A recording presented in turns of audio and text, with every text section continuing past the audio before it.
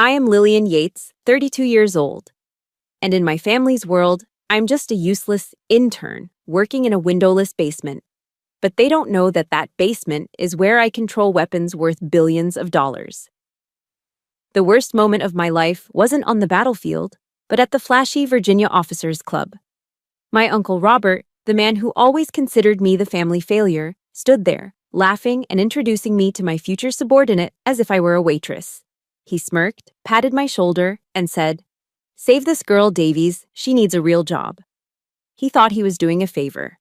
He had no idea that in just 30 seconds, the man he was trying to impress would stand at attention, break out in a cold sweat, and greet me with a title my uncle could never dream of. Have you ever been trampled on by your own flesh and blood in front of a crowd? Comment: Justice.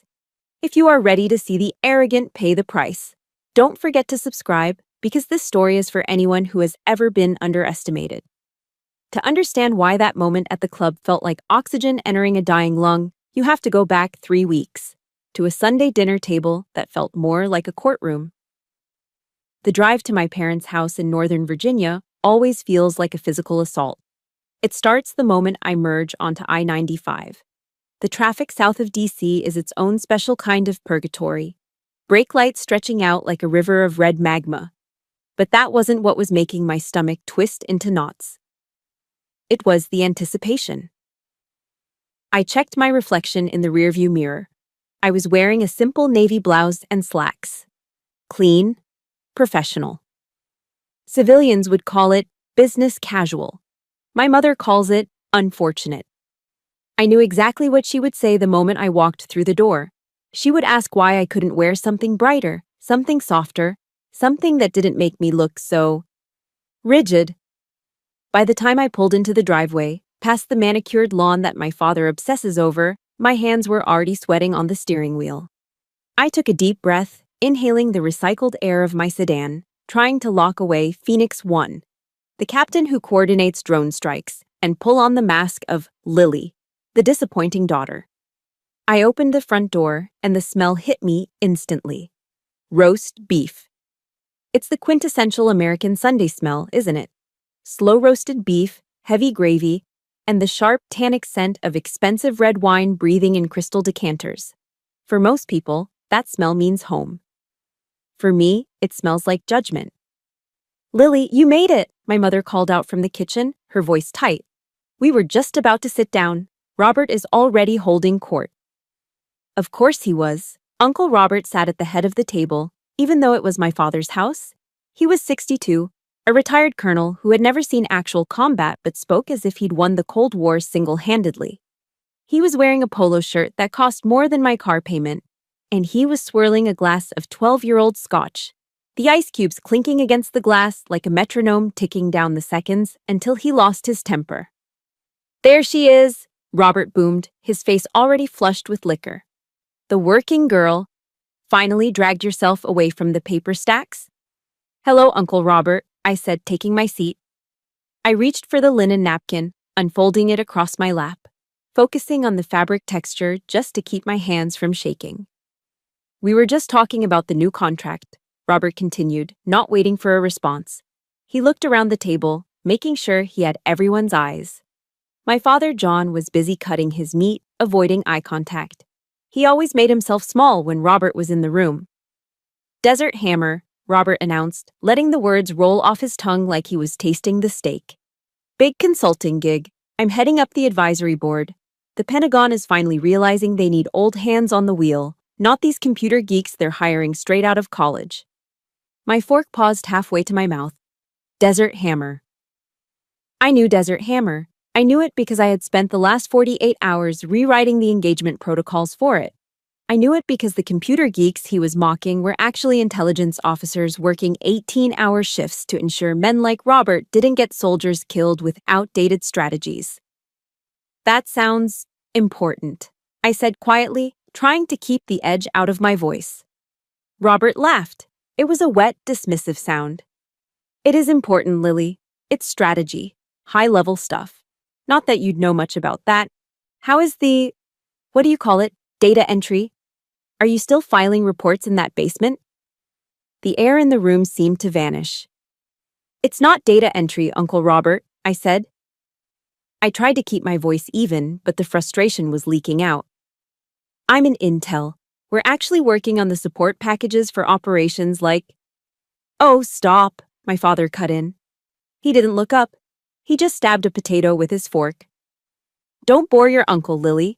We know you work in an office. There's no need to dress it up. I'm an officer, Dad, I said, a little louder this time. I'm an active duty captain. You're support staff, honey, my mother chimed in, pouring more wine into Robert's glass. She offered me a pitying smile. And there's no shame in that. At least you have benefits. Dental is so expensive these days. You know, your cousin Sarah just made branch manager at Wells Fargo.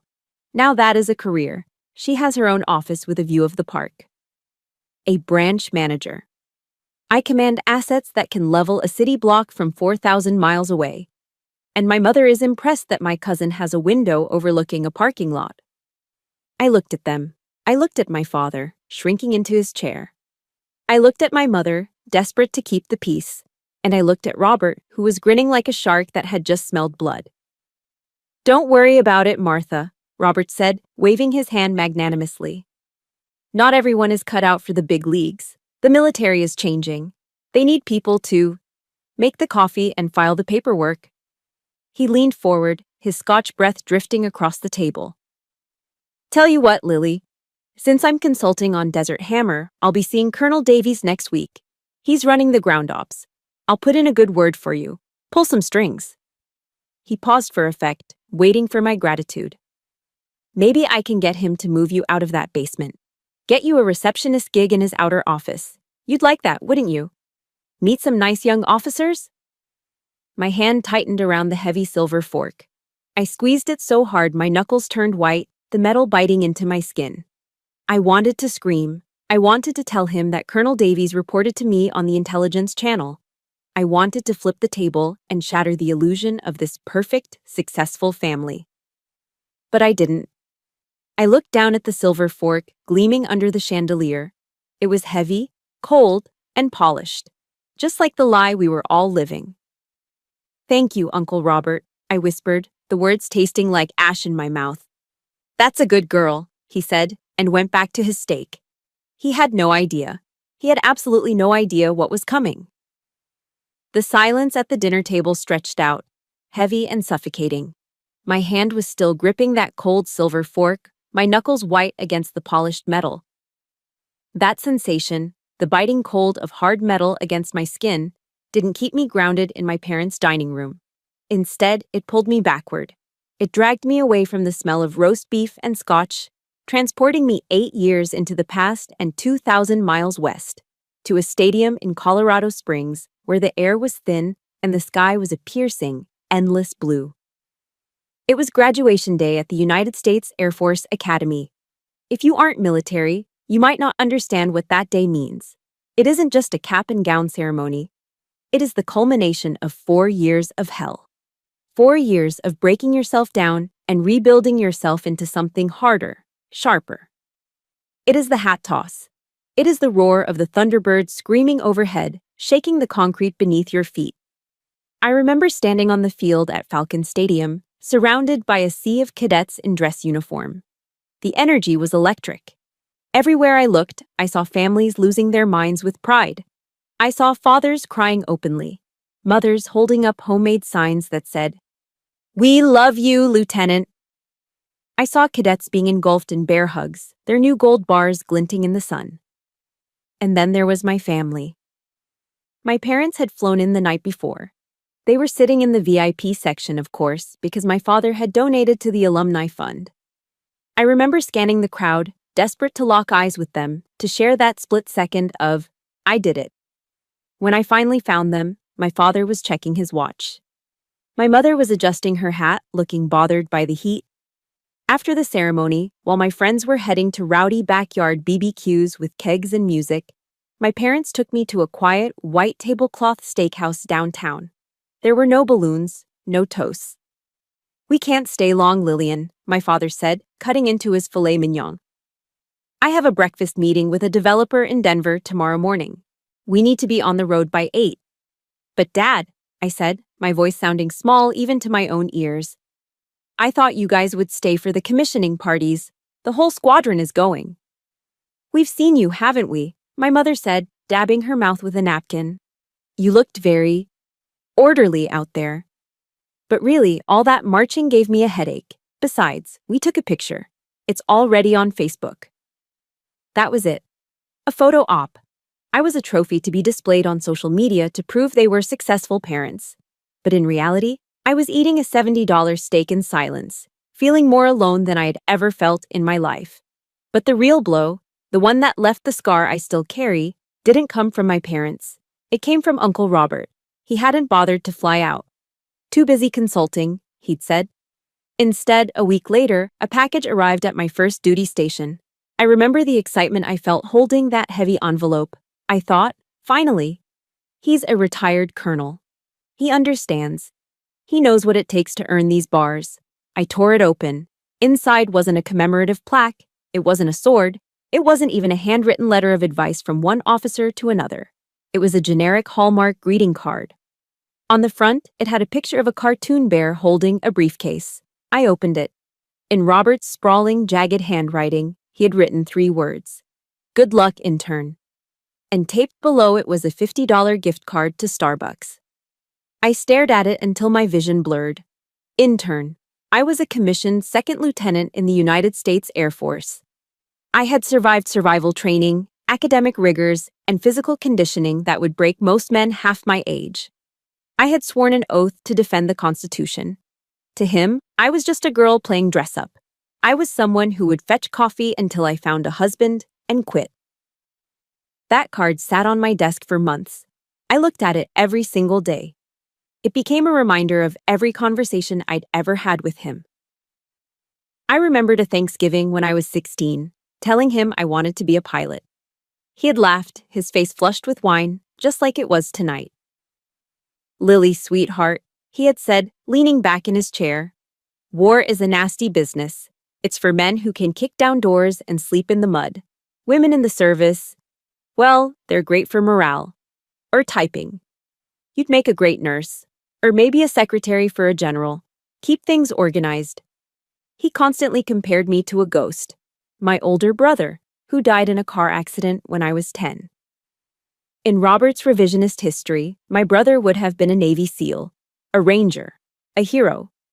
I was just the consolation prize, the plan B that didn't quite work out. I realized then, standing in my empty apartment holding that insulting card, that I would never win. I could become a general, and to Robert, I would just be a diversity hire. I could save the world, and my parents would only care if it messed up their dinner reservations. I felt a coldness settle in my chest. It wasn't sadness anymore, it was something harder, like steel tempering in fire. If they wanted to see me as invisible, fine, I would disappear. I wouldn't try to be the kick-down-the-door soldier Robert worshipped. I wouldn't be the loud, chest-thumping hero. I would go where they couldn't follow. I chose intelligence. I chose the SIF. I chose the dark rooms and the satellite feeds. I chose a world where I didn't need to be physically imposing to kill a target. I just needed to be smarter, faster, and colder than everyone else. I decided that while men like Robert were busy recounting their glory days at the officers' club, I would be in the shadows, moving pieces on a chessboard they didn't even know existed. My grip on the silver fork loosened, the blood returning to my white knuckles.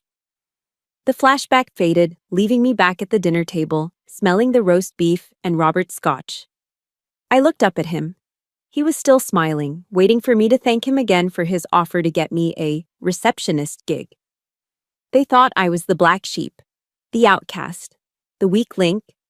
They didn't know that black sheep are the ones who learn to survive in the dark, and in the dark, you learn to see things others miss.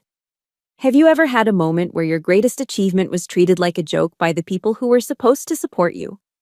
Have you ever felt like the black sheep just because you didn't fit their mold? If you're standing with me, if you're ready to see the underdog bite back, hit that like button and comment, "I am worthy," below.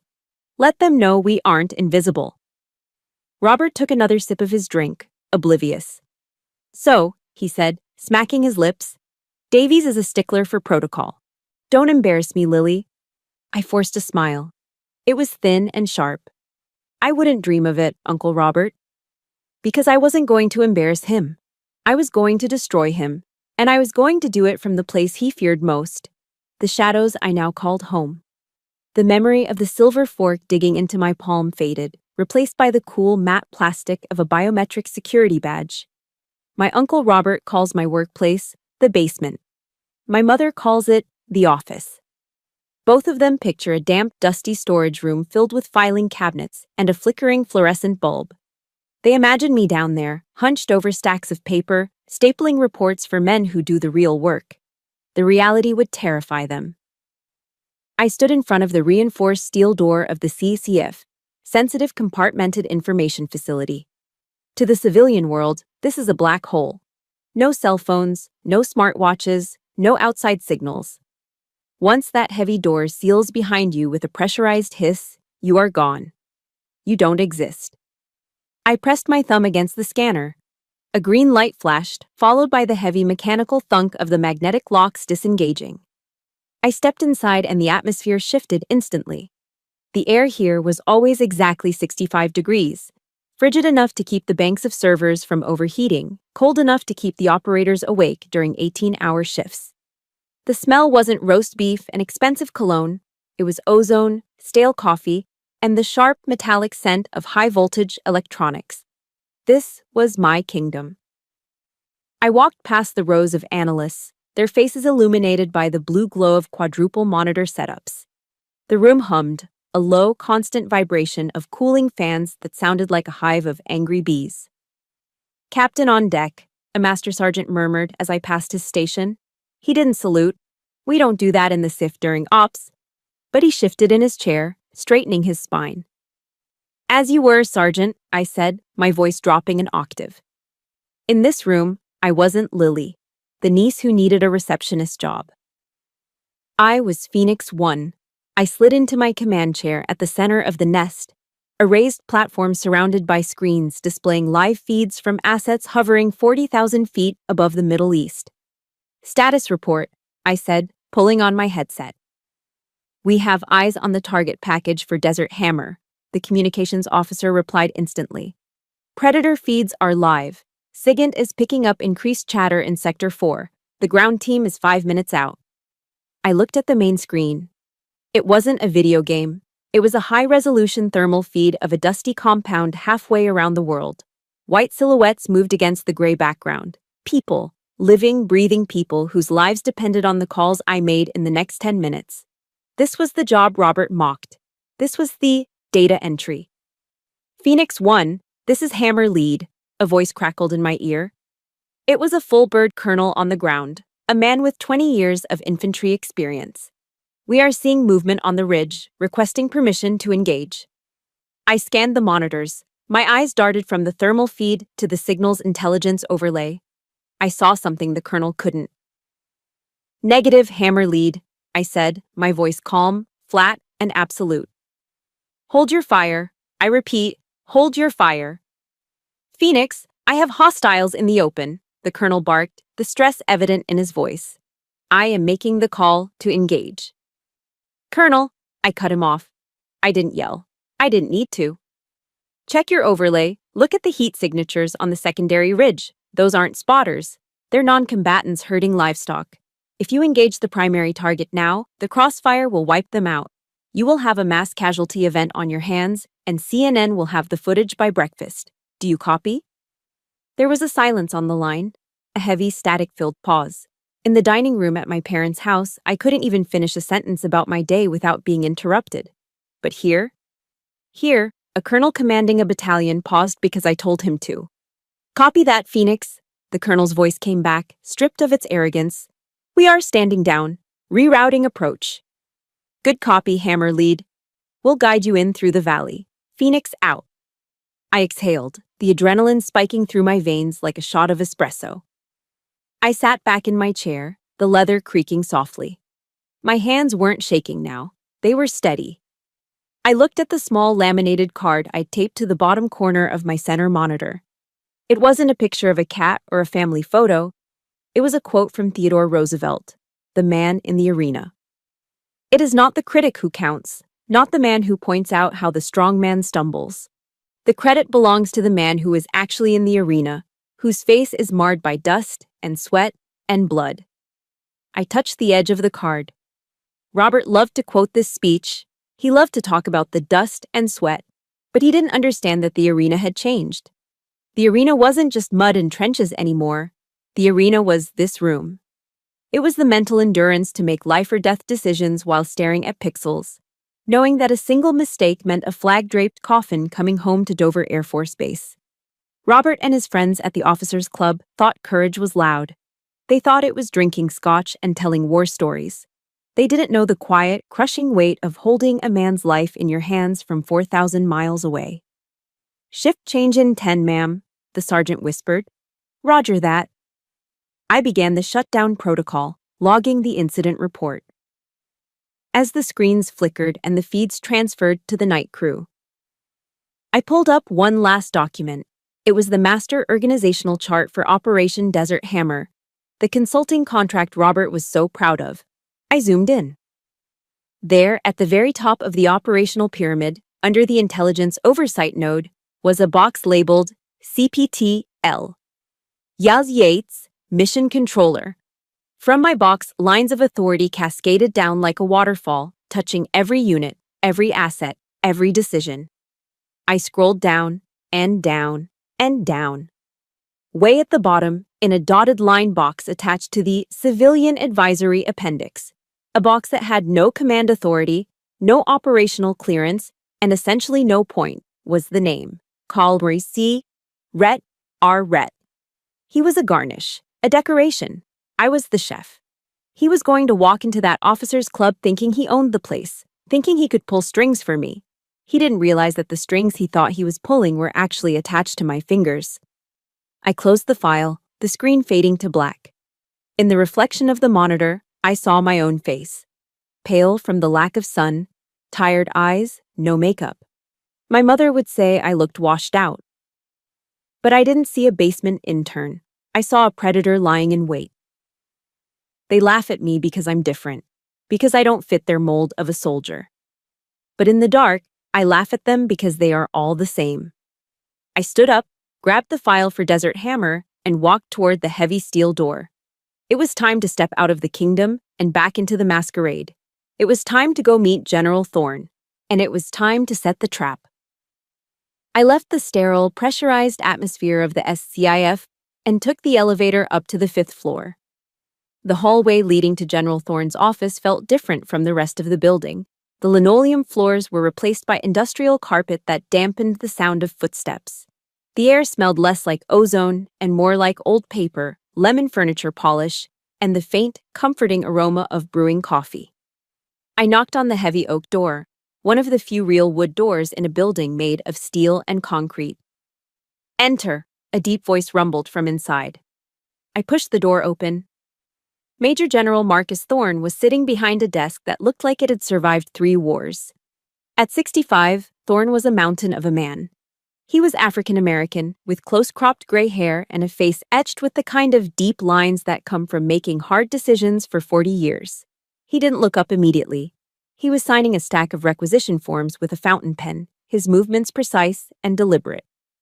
"Captain Yates," he said, capping the pen with a sharp click. He looked up, and his eyes, usually hard as flint, softened around the edges. Or should I say, the woman who just saved my ground team from a PR nightmare?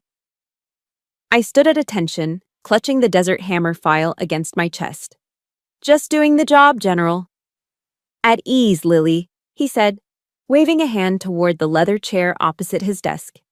"Sit down. You look like you haven't slept since Tuesday." I sat, the leather sighing under me. It was a familiar sound. I had spent more hours in this chair debriefing operations than I had spent at my own kitchen table. Thorne stood up and walked over to the small table in the corner where a battered commercial coffee machine sat. It wasn't an espresso machine. It wasn't fancy. It brewed sludge that tasted like burnt nuts and jet fuel. He poured a cup into a styrofoam container, added 2 packets of sugar, and set it down in front of me. "Drink," he ordered. It wasn't a suggestion. I took the cup. The heat seeped through the white foam, warming my cold fingers. I took a sip. It was terrible, and it was the best thing I had tasted all week. At my parents' house, wine was poured from crystal decanters worth more than my first car. But it was served with conditions. It was served with judgment. Here, this 50-cent cup of vending machine coffee was served with something my father had never given me: respect. I heard the audio logs from The Intercept, Thorne said, leaning back against the edge of his desk, crossing his arms. You made a tough call holding back that strike. Most officers would have let the colonel take the shot. The colonel was looking at the target, I said, tracing the rim of the cup. I was looking at the bigger picture. Dead civilians don't help the mission, sir. Thorne nodded slowly. That's why you're my scalpel, Lily. Other people use sledgehammers. You cut clean. My scalpel. He didn't call me honey. He didn't call me intern. He called me a surgical instrument. Dangerous, precise, essential. Thank you, sir, I said, feeling a lump rise in my throat. I swallowed it down with more coffee. Now, Thorne said, his tone shifting from fatherly to commanding. Go get some actual food before you pass out in my office. Mike and Sarah are in the break room. I think they ordered enough grease to stop a tank. I smiled. Yes, sir. I walked down the hall to the team break room. Before I even opened the door, I heard laughter. Mike, a signals analyst from Jersey with a mouth that ran faster than his brain, was sitting on a table, waving a French fry like a baton. Sarah, my second in command, was laughing so hard she had tears in her eyes. Yo, the Phoenix has landed, Mike shouted as I walked in. He tossed a paper bag at me. Catch, we got you the spicy chicken sandwich, extra pickles, just how you like it. I caught the bag, the grease staining the bottom. You guys started without me? We were starving, boss, Sarah said, wiping her eyes. Mike was about to eat the napkins. Sit. Eat. I sat down between them, unwrapping the foil. The smell of fried chicken and Cajun spices filled the small room. We ate and we talked. We didn't talk about the mission. We didn't talk about the life and death calls we had just made. We talked about Mike's disastrous date the night before. We argued about whether Die Hard was a Christmas movie. We complained about the DC traffic. In that moment, surrounded by crumpled wrappers and plastic cups, I looked at them. Mike, who would stay late just to double-check my code. Sarah, who had driven me to the ER at 3:00 a.m. when I had appendicitis because my parents didn't pick up the phone. This was it. This was the found family. They didn't share my DNA. They didn't care about my pedigree or my uncle's rank. They judged me by one metric only. Was I good at my job? Was I a good person? And apparently, to them, I was. Hey, Mike said, nudging my arm. You okay, Lil? You went quiet. I'm good, I said, taking a bite of the sandwich. Just tired. Well, wake up, Sarah said, checking her watch. Thorne needs that file signed off before the 14-web briefing. Right. I wiped my hands, grabbed the Desert Hammer file, and headed back to the general's office. Thorne was back behind his desk.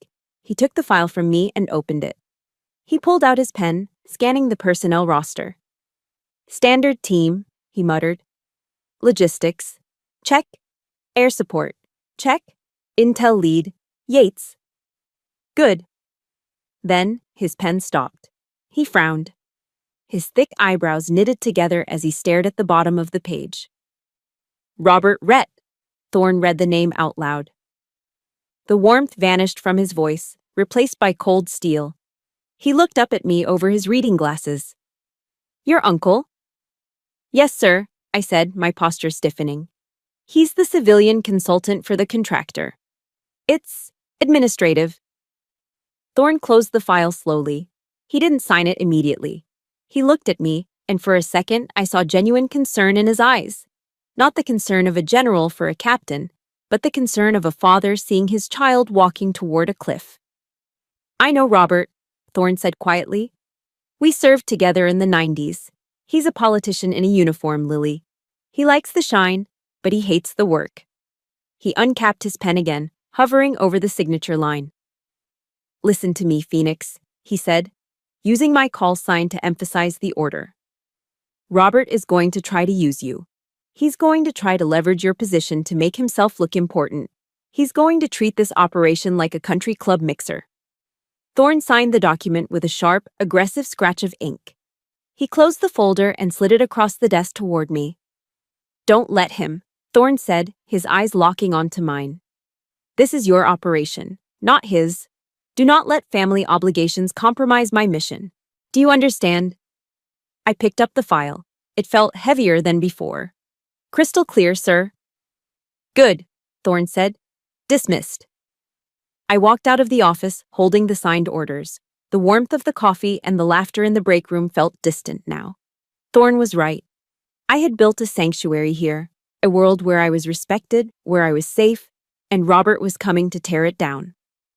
I walked toward the elevators, my grip tightening on the file. I wouldn't let him.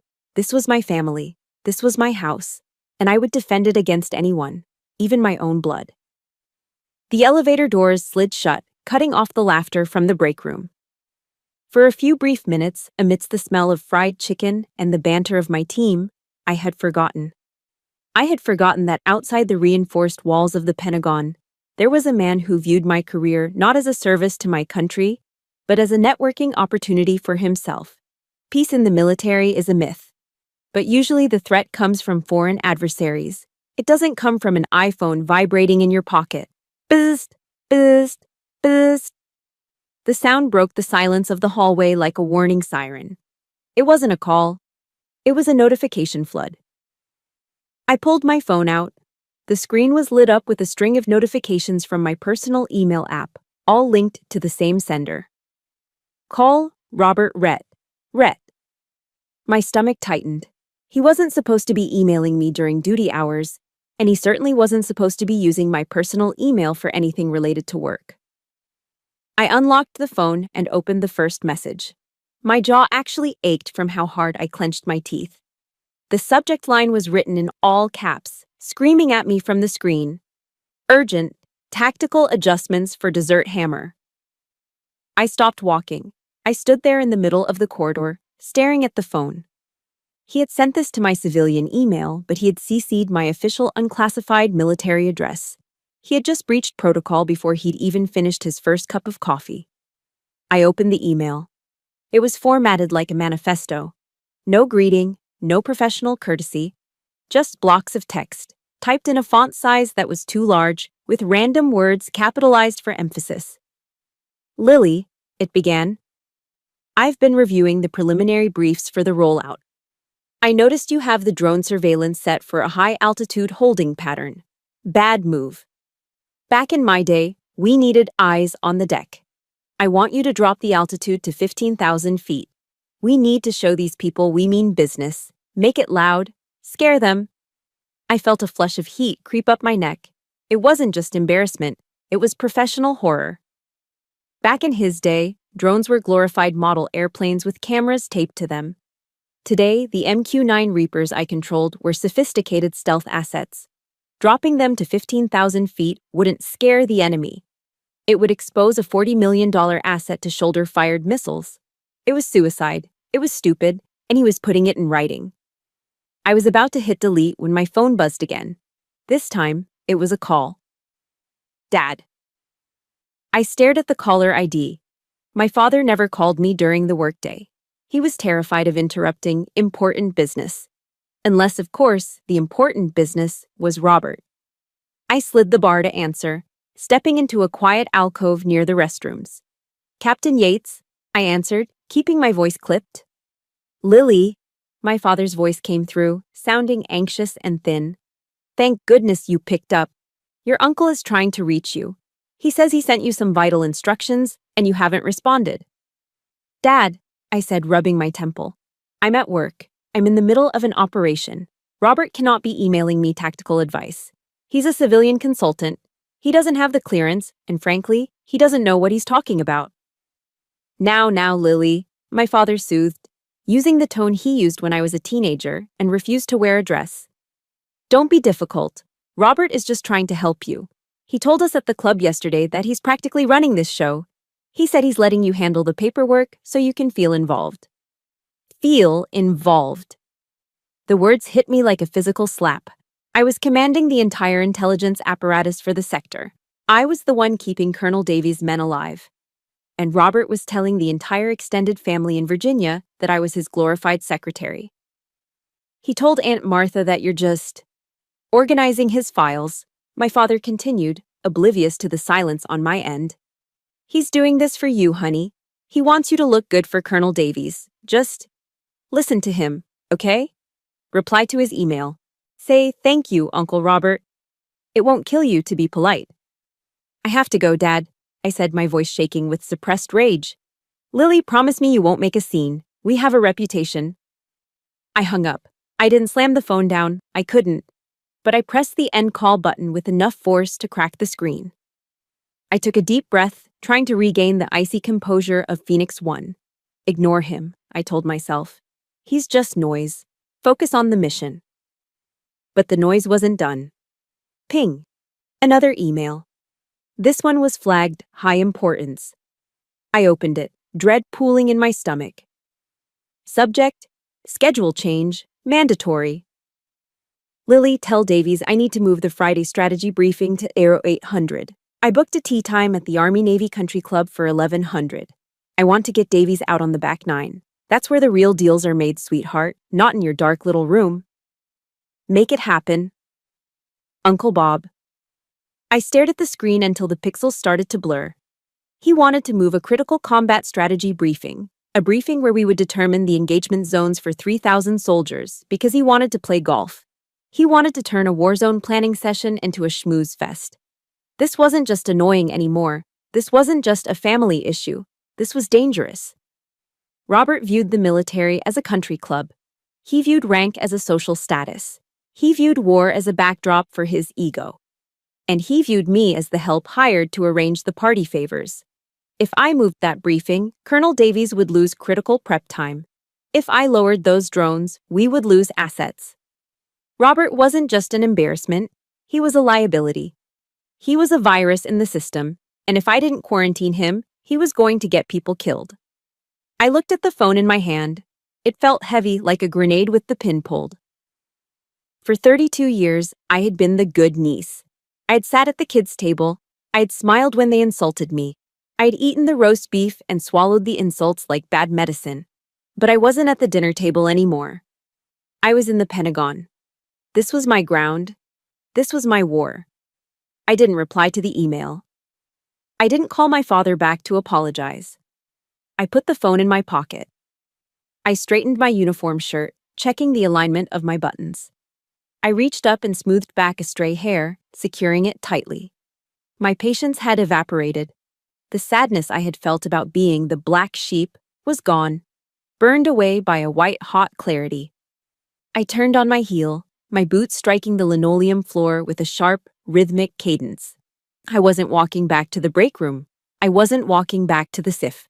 I was walking straight back to General Thorne's office. Robert wanted to play games? Fine. But he forgot one thing.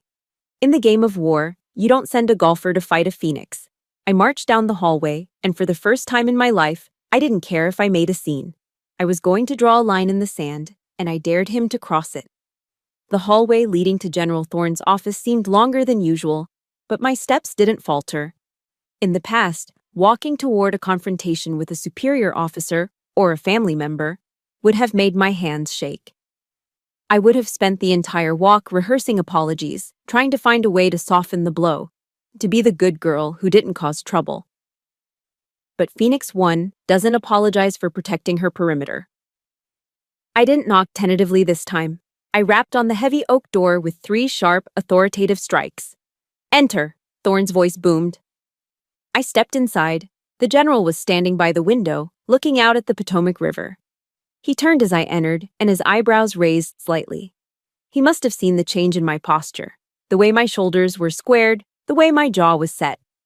I wasn't carrying a cup of coffee this time. I was carrying a printout of Robert's emails. Captain, Thorne said, sensing the shift. What do you have? I didn't waste time with pleasantries.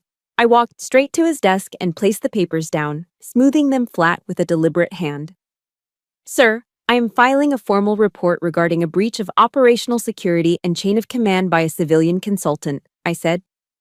My voice was steady, stripped of all emotion. It was the voice I used when authorizing a strike.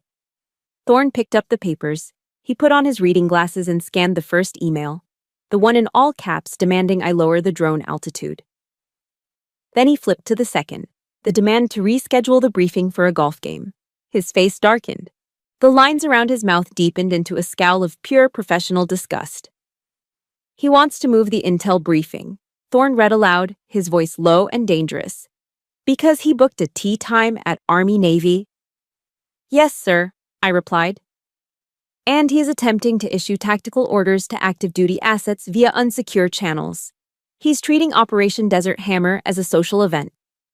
Thorne tossed the papers back onto the desk. They slid across the polished wood, stopping just short of the edge. He took off his glasses and rubbed the bridge of his nose. I warned you he was a politician, Thorne muttered, but I didn't think he was a fool. He looked at me. I can have his contract terminated by end of day, Lily. I can have security escort him out of the building. He'll never step foot in the Pentagon again. It was a tempting offer. I could end it right now. I could make him disappear. But then I thought about the dinner table. I thought about the intern card. I thought about the way he had introduced me to Colonel Davies as a charity case. If Thorne fired him quietly, Robert would just spin the story. He would tell everyone he resigned because the military was too woke or incompetent. He would play the martyr. He would still own the narrative. No, sir, I said. Thorne looked surprised. No? If you fire him now, he learns nothing, I said, my voice cold. He needs to understand that his rank is retired, but mine is active. He needs to understand exactly who is running this operation. Thorne leaned back, a slow, grim smile spreading across his face. He crossed his arms. What do you have in mind, Captain? The protocol requires a final pre-deployment readiness briefing, I said. Usually we do it in the conference room, but since Mr. Rhett is so fond of the Virginia Officers Club, Thorne's smile widened. He understood immediately. You want to hold the briefing on his turf, Thorne said. He wants a show, sir. I think we should give him one. Mandatory attendance, full-dress uniforms, all unit commanders present, including Colonel Davies. Thorne nodded, a glint of approval in his eyes. Do it. Send to the summons. Remind him what a real chain of command looks like, Phoenix. Thank you, sir. I turned and walked back to my office. I didn't feel the rush of adrenaline anymore. I felt the calm, terrifying focus of a predator that has cornered its prey.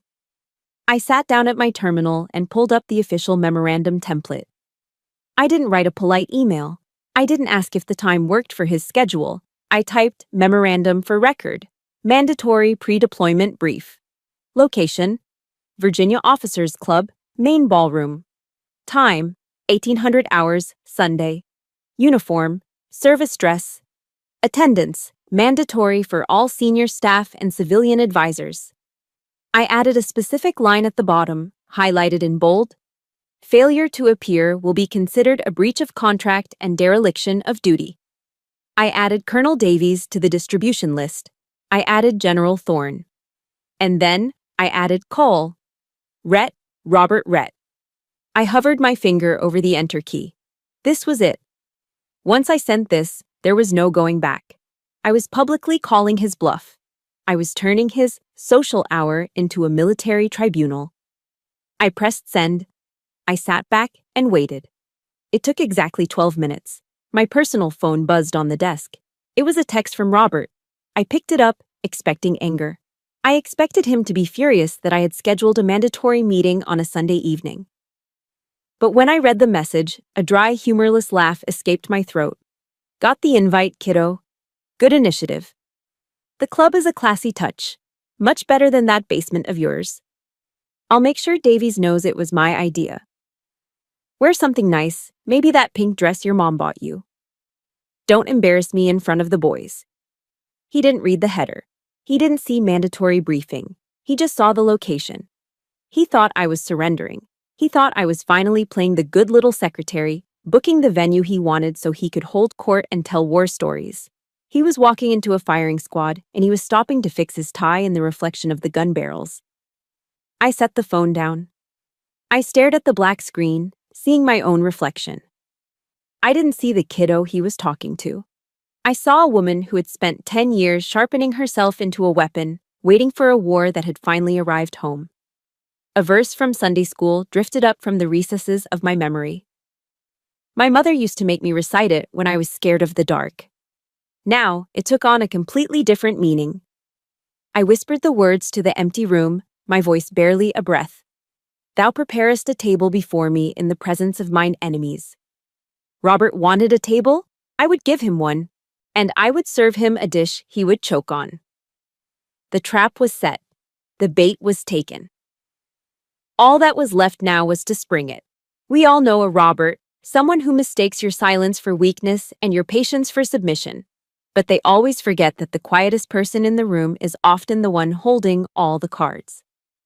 If you are ready to watch the trap snap shut, if you are ready to see arrogance get crushed by competence, hit that like button right now. And tell me in the comments, I am ready. Let's walk into that officers' club together.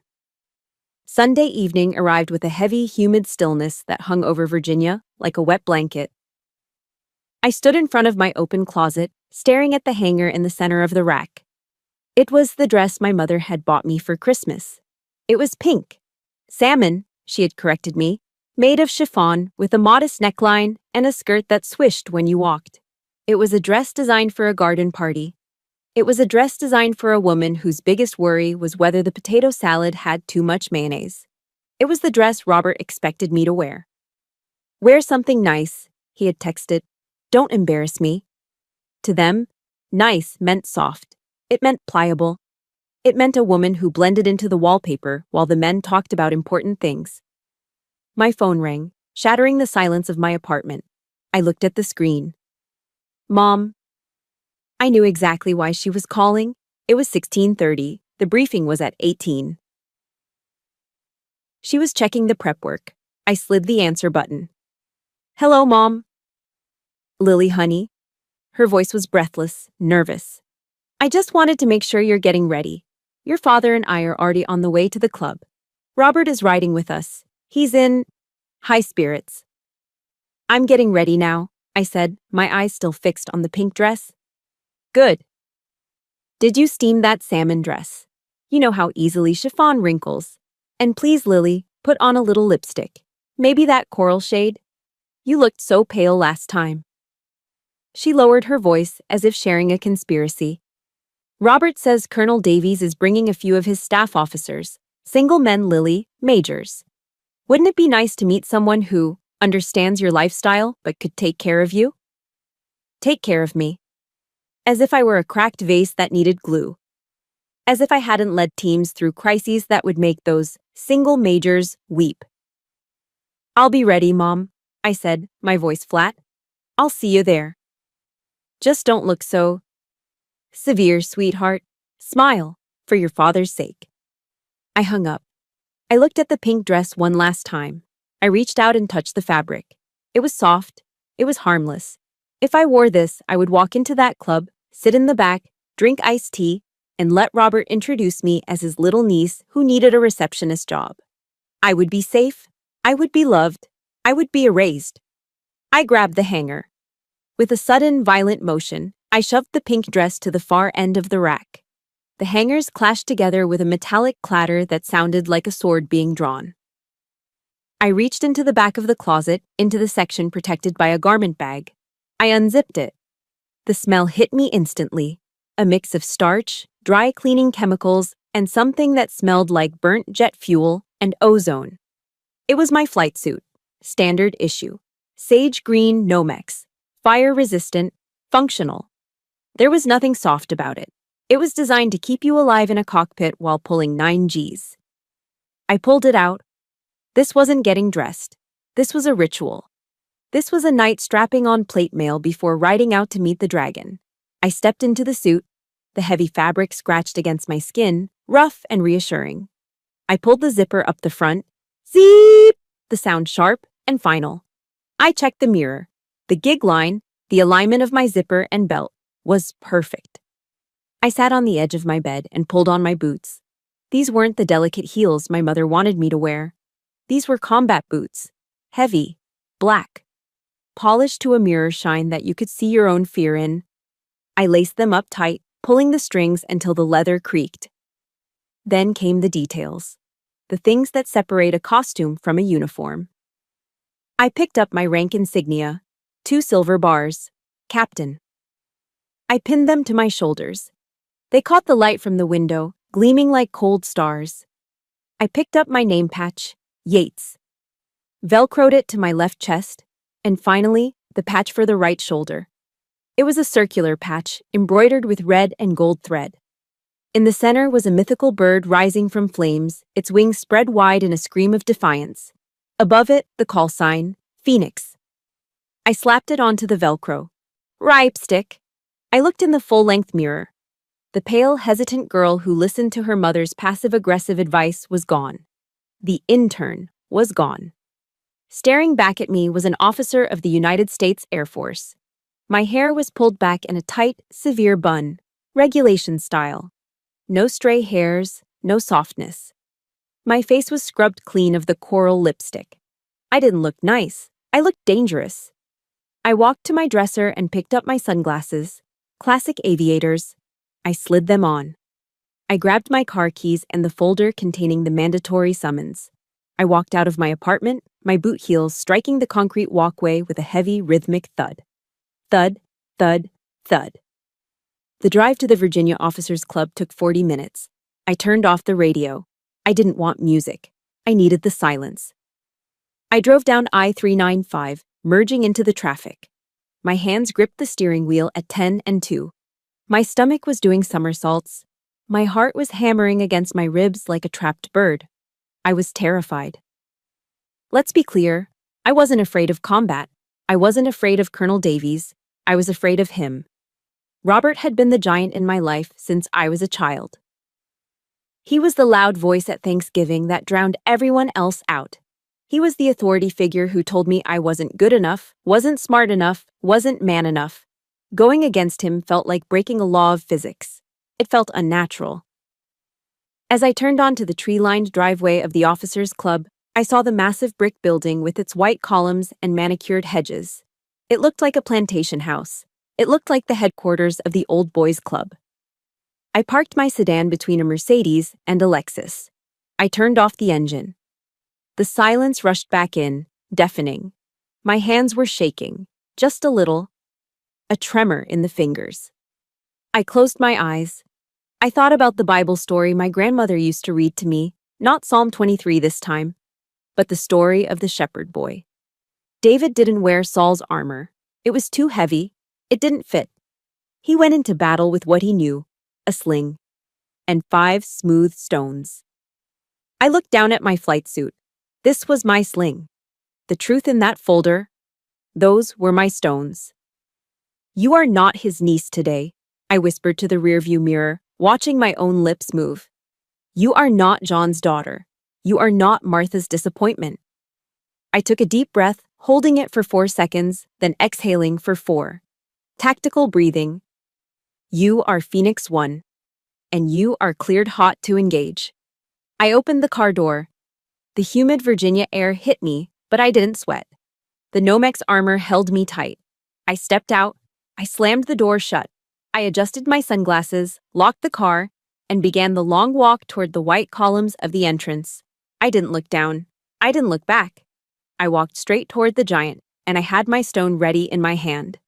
The double doors of the Virginia Officers Club were made of solid mahogany, polished to a deep, reddish shine that reflected the golden light of the chandeliers inside. They were heavy. They were designed to keep the world out and the elite in. I pushed them open. The sound hit me first, a wall of noise. The low, rumbling baritone of men laughing, the sharp clink of crystal glasses touching, the soft murmur of jazz playing somewhere in the background. It smelled of expensive cologne, aged leather, and the savory, rich scent of prime rib. I stepped onto the plush crimson carpet. The room was a sea of black tuxedos, navy blue dress uniforms, and sparkling cocktail dresses. It was a kaleidoscope of wealth and status. And then, there was me. I was a smudge of sage green in a pristine painting. The Nomex fabric of my flight suit absorbed the light rather than reflecting it. My combat boots made a dull, heavy thud on the floor, a stark contrast to the clicking of high heels and the shuffle of dress shoes. Heads turned, conversations faltered. I felt the eyes of the room sliding over me, some confused, some amused, some offended. I didn't make eye contact. I kept my gaze locked on the far side of the ballroom where a large group of men were gathered near the open bar. I saw him. Uncle Robert was holding court. He was standing in the center of a circle of officers, one hand in his pocket, the other gesturing expansively with a tumbler of scotch. He was laughing, that loud booming laugh that always signaled he was telling a story where he was the hero. My father stood slightly behind him, nodding enthusiastically at whatever Robert was saying. My mother was there too, wearing her coral dress, looking anxiously at the door. I walked toward them. The crowd seemed to part instinctively, not out of respect, but out of sheer confusion. They didn't know what I was. Was I a pilot who had just ejected? Was I lost? I stopped 3 feet from Robert's circle. And that's when I told the general, Robert was shouting, if you want the job done right, you send in the heavy hitters. He took a sip of his drink and turned, spotting me. His smile didn't drop. It curdled. His eyes scanned me from my boots to my sunglasses, and his expression shifted from triumph to pure, unadulterated annoyance. Lily, he said, his voice loud enough to carry over the jazz music. You made it. He stepped out of the circle, closing the distance between us. He leaned in, his voice dropping to a harsh whisper that smelled of scotch and irritation. What the hell are you wearing? I told you to dress nice. You look like a mechanic. I came straight from duty, I said, my voice calm. Duty? Robert scoffed. Sitting in a basement isn't duty, kiddo. It's typing. He sighed, shaking his head theatrically. Well, you're here now. Try to make yourself useful. My glass is empty and Colonel Davies is thirsty. Go grab a pitcher of water and some refills. Maybe the bar staff will think you're working tonight. He turned back to the group, waving me forward like a prop. Gentlemen, Robert announced, beaming. I want you to meet my niece, Lillian, the one I was telling you about. The circle of men turned to look at me.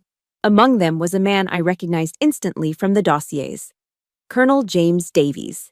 He was shorter than Robert, with steel gray hair and eyes that looked like they had seen things Robert only read about in books. He was wearing his dress blues, his chest heavy with ribbons. Lillian, Robert continued, placing a heavy hand on my shoulder, weighing me down. She's a sweet girl, trying to find her way in the Air Force. I'm trying to get her a position in your outer office, Davies. You know, answering phones, filing reports. She needs a steady hand to guide her. Robert chuckled. She's a bit of a project, but she means well. The air in the room seemed to freeze. Colonel Davies didn't laugh. He didn't smile. His eyes, which had been politely bored a moment ago, suddenly sharpened. He wasn't looking at my face. He wasn't looking at Robert. He was looking at my right shoulder. Time seemed to slow down. I could hear the individual clink of ice melting in Robert's glass. I could hear the intake of breath from my mother standing 10 feet away. Davies' gaze was locked on the red and gold patch velcroed to my flight suit. The phoenix rising from the flames. Phoenix 1. The color drained from Colonel Davies' face. It happened instantly, like someone had pulled a plug. His tan skin turned a pale waxen gray. His eyes widened, the pupils dilating in genuine shock. And then, recognition. He looked from the patch to my face. He looked at the sunglasses. He looked at the name tag. Yates. Robert, Davies said. His voice wasn't a social murmur anymore. It was a command. Take your hand off her. Robert blinked, confused. What? Jim, I'm just introducing. I said, take your hand off the captain. Davies barked. Robert recoiled as if he'd been burned. He stepped back, his mouth hanging open.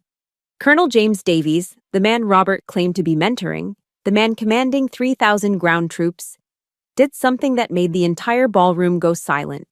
He straightened his spine. He brought his heels together with a sharp, distinct click that echoed off the hardwood floor. He squared his shoulders, and he saluted. It was a perfect, crisp salute. a salute of absolute respect from a subordinate to a superior in the operational chain. "Captain Yates," Davies said, his voice trembling slightly. I didn't realize." The silence in the room was absolute. The jazz band had stopped playing. The clinking of glasses had ceased. Every eye was fixed on us.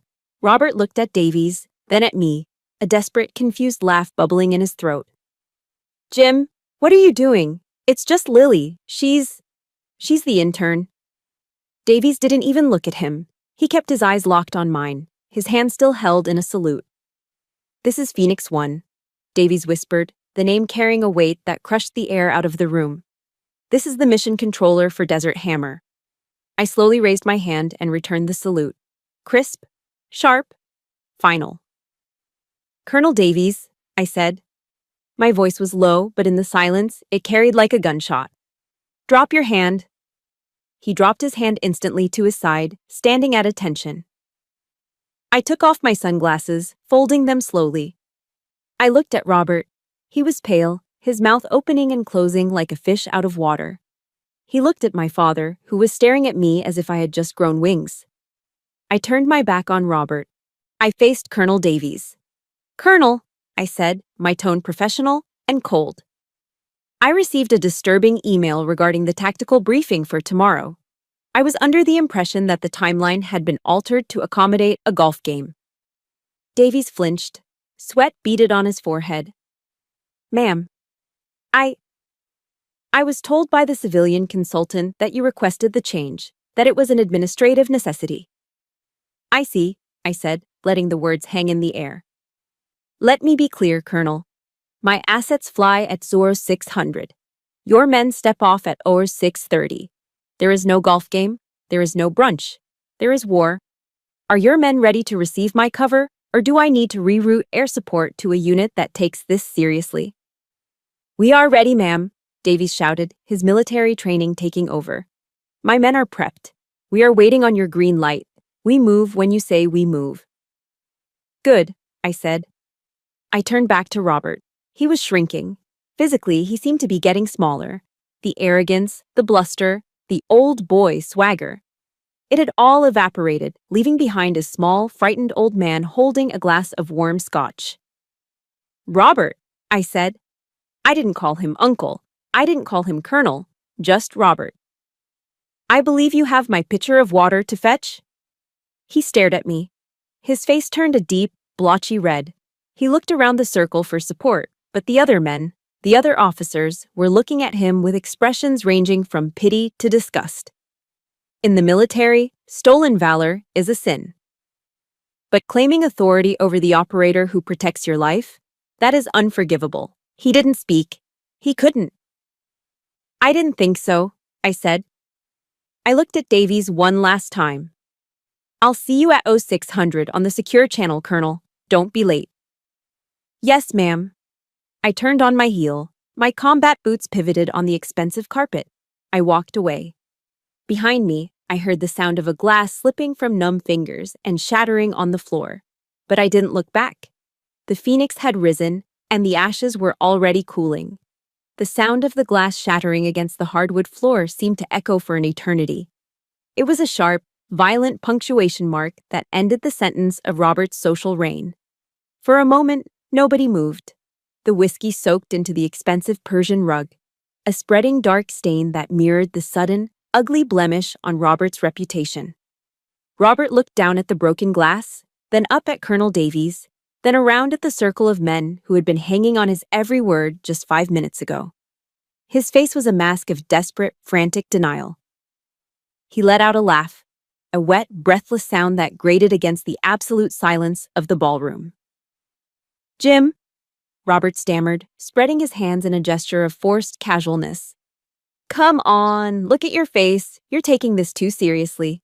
I was having a little fun with the girl. You know how family is. Just a little ribbing to toughen her up." He looked around the circle, his eyes darting from face to face, begging for an ally. Begging for someone, anyone, to smile and validate him. "Right, gentlemen. It's just a joke. Lily knows I'm joking." "Tell him, Lily." He turned to me, his eyes pleading. For the first time in my life, I saw fear in them. Not physical fear, but the terrified realization of a narcissist who senses the spotlight shifting away. I didn't answer. I didn't even blink. I just stood there, my flight suit stark and imposing against the backdrop of tuxedos, watching him unravel. Colonel Davies took a step forward. He didn't shout. He didn't lose his temper.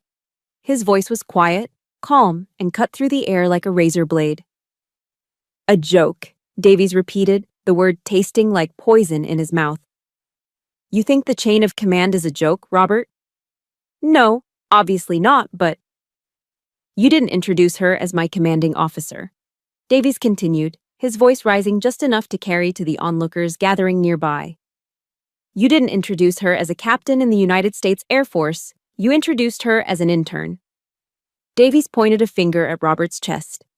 It wasn't a physical touch, but Robert flinched as if he'd been struck.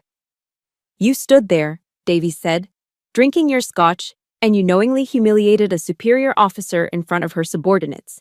In the active corps, we call that conduct unbecoming. We call that disrespecting the uniform. And frankly, Robert, it turns my stomach." The words hung in the air. Conduct unbecoming. In the civilian world, insults are just words. In the military culture that permeated this club, that phrase was a death sentence. It meant you lacked honor. It meant you were no longer one of us. I watched the reaction ripple through the room. The officers standing near Robert, men he played golf with, men he drank with, men he bragged to, began to move. They didn't make a scene. They didn't yell. They simply stepped away. A major checked his watch and turned his back. A lieutenant colonel took his wife's elbow and guided her toward the other side of the room. A group of contractors who had been eager to shake Robert's hand a moment ago suddenly found the architecture of the ceiling fascinating. It was a social freezing out, cold, brutal, efficient. Robert stood alone in the center of the circle, the invisible walls closing in on him. He looked at my father. "John," Robert said, his voice cracking, Tell them I helped her." My father, John Yates, the man who had spent 60 years hiding in his brother's shadow, looked at Robert. Then he looked at me. He looked at the phoenix patch on my shoulder. He looked at the way Colonel Davies, a man he feared and respected, was standing at attention for his daughter. For the first time in my life, my father didn't rush to fix it. He didn't apologize for me. He looked down at his shoes, took a sip of his wine, and turned away. Robert was abandoned. He looked back at me. "Lily."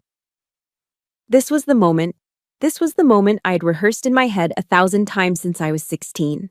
I could yell at him. I could list every insult, every birthday he missed, every time he made me feel small. I could scream about the intern card. I could demand an apology. But as I looked at him, sweating, red-faced, smelling of stale liquor and desperation, I realized something. He wasn't a monster. He was just a sad, small man who had to stand on others to feel tall. And screaming at him would only drag me down to his level. A phoenix doesn't fight a worm. It just flies. I didn't say a word. I looked him in the eye for one long, heavy second.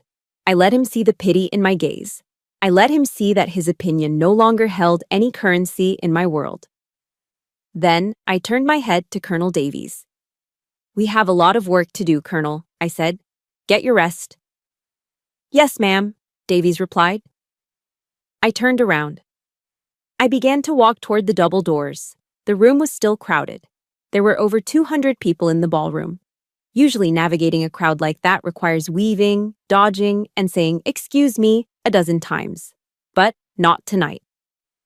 As I took my first step, the crowd parted. It started with the officers near the bar.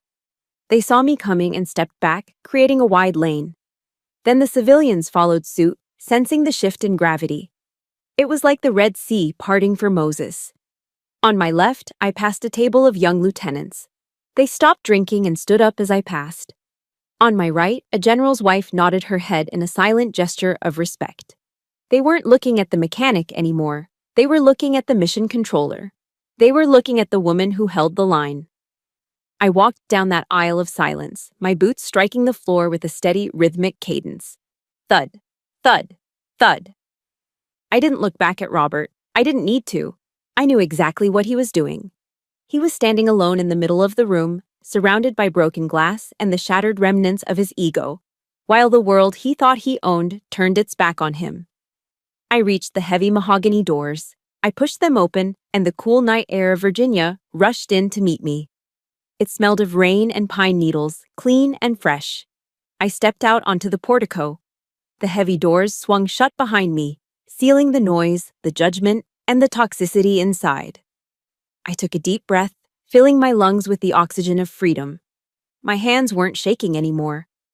The knot in my stomach was gone. I walked to my car, the gravel crunching under my boots. I looked up at the night sky. Somewhere up there, thousands of miles away, my birds were flying. And in 6 hours, I would be guiding them. I wasn't an intern. I wasn't a niece. I was Phoenix 1. And for the first time in 32 years, I didn't just have a title. I had peace. 1 year later, the sunlight hitting my desk wasn't the artificial, buzzing fluorescent light of the basement anymore. It was real, unfiltered sunshine, streaming through a floor-to-ceiling window that offered a panoramic view of the Potomac River and the white needle of the Washington Monument piercing the blue sky. I sat back in my ergonomic chair, taking a sip of coffee. It was a dark roast, brewed fresh in the break room down the hall. A break room that didn't smell like ozone and fear. I reached up and touched the collar of my service dress uniform. The silver bars of a captain were gone. In their place sat the gold oak leaves of a major. Major Lillian Yates. It still felt surreal to say it out loud. In the military, making field grade is the crossover point. You aren't just an operator anymore, you are a leader. You shape policy. You shape the future. The past year had been a whirlwind. After the success of Operation Desert Hammer and the quiet, brutal fallout at the Officers Club, my career hadn't just moved forward, it had engaged afterburners. General Thorne had recommended me for the Advanced Strategy course. Colonel Davies had written a performance review that practically walked on water. But the biggest change wasn't the rank on my shoulders, it was the silence in my head. For 33 years, my internal monologue had been a constant loop of doubt, fueled by the voices of my parents and my uncle. You're not enough. You're too hard. You're an intern. You're a disappointment. Now, the silence was peaceful. It was the silence of a house that had finally been cleaned of all its ghosts. My phone buzzed on the mahogany desk, vibrating against the coaster. I glanced at it. New message, Robert Rhett. I didn't flinch. My heart rate didn't spike. My stomach didn't twist into knots. I just put down my coffee cup and picked up the phone, swiping the screen to unlock it. Robert hadn't texted me in 6 months. The last I heard, the defense contractor had quietly declined to renew his consulting agreement. Restructuring, they called it. In DC, that's polite code for, you are radioactive. The rumor mill, which moves faster than any drone, confirmed that he had been slowly excised from the social circuit. The tea times at Army-Navy were harder to get. The dinner invitations dried up. When you lose your honor in this town, you don't get shouted at. You just get erased. I opened the message. Hey, kiddo. Saw the announcement in the Air Force Times. Major. Wow, that's a big deal. The family's getting together for a BBQ this Sunday. Your mom said you've been busy, but you should come. It's been too long. We should bury the hatchet. Family is family, right? Uncle Bob. I stared at the words. A year ago, this text would have sent me into a spiral. I would have analyzed every word. Did he mean it? Is he sorry? Should I go just to keep the peace? But today I read it with the clinical detachment of an intelligence officer analyzing a piece of low-level propaganda. I dissected the subtext. He didn't say, I'm sorry. He didn't acknowledge the humiliation at the club. He didn't apologize for the emails, the disrespect, or the years of belittling me. Instead, he used the old hooks. Kiddo, a subtle attempt to re-establish dominance, to remind me that I was still a child in his eyes. Family is family. The ultimate trump card of the abuser, the demand for unconditional loyalty in exchange for conditional love. He wasn't reaching out because he missed me. He was reaching out because I was a major now. I was a rising star. And Robert was a man drowning in obscurity, looking for a life raft to cling to. He wanted to stand next to me at a BBQ so he could tell his dwindling circle of friends, "See? I taught her everything she knows." He wanted to steal my valor one last time. I looked at the cursor blinking in the reply box. I could type a furious response. I could tell him exactly where he could shove his BBQ. I could tell him that I knew he was fired, that he was a laughingstock. But then I felt something shift in my chest. It wasn't anger, it wasn't hate, it was pity. I felt a profound, deep sadness for him. He was a man who had spent 63 years building a monument to himself, only to realize it was made of papier-mâché. He had chased rank and status his entire life, but he had no one who actually respected him. He had no team. He had no found family. He just had an empty calendar and a phone that didn't ring. He was small. And he was getting smaller every day in the rearview mirror of my life. Fighting him wasn't necessary anymore. You don't fight a ghost. You just walk through it. I didn't type a reply. I didn't block him either. Blocking implies that he still has the power to annoy me. Instead, I placed my thumb on the message and swiped left. A gray box appeared with the word archive. I tapped it. The message disappeared from my inbox, filed away into the digital ether, out of sight, out of mind, stored in the deep freeze of history where it belonged. I put the phone face down on the desk. "Major Yates?" I looked up. Sarah, now Captain Sarah Miller, was standing in my doorway. She was holding a tablet and grinning. "The team is heading to the mess hall. Mike says if you don't come, he's going to tell everyone about the time you tried to karaoke Bohemian Rhapsody." I laughed. It was a real, full laugh that came from my belly. "He wouldn't dare," I said, standing up and grabbing my cover hat. "Try him," Sarah challenged. "He's feeling brave today." I walked around the desk, the heels of my polished shoes clicking on the floor. I looked at Sarah, at her bright eyes and genuine smile. I thought about General Thorne, who had sent me a bottle of good scotch, real scotch, when I pinned on Major. This was it. This was the table that had been prepared for me. Not the one Robert wanted to set, but the one I had built myself, plank by plank, victory by victory. "Let's go," I said. "I'm starving." I walked out of the office, leaving the phone on the desk. I didn't look back at the view of the monument. I didn't look back at the archived message. I stepped into the hallway with my team, my family. The phoenix had risen from the ashes, strong and golden. And as I looked down the long corridor toward the future, I realized the most important truth of all. The sky is infinite. And it has absolutely no room for the people who try to hold you down. Thank you for walking this path with me. I shared my story not just to expose Robert, but to remind you that your value isn't defined by someone else's inability to see it. If you are still in your own basement right now, keep working. Your moment is coming. If this story gave you hope, please hit that like button and subscribe to the channel. It helps us share more voices that need to be heard. And I want to hear from you. Have you ever had to cut ties with a family member to save your own peace? Tell me your story in the comments. I'll be reading them. Stay strong.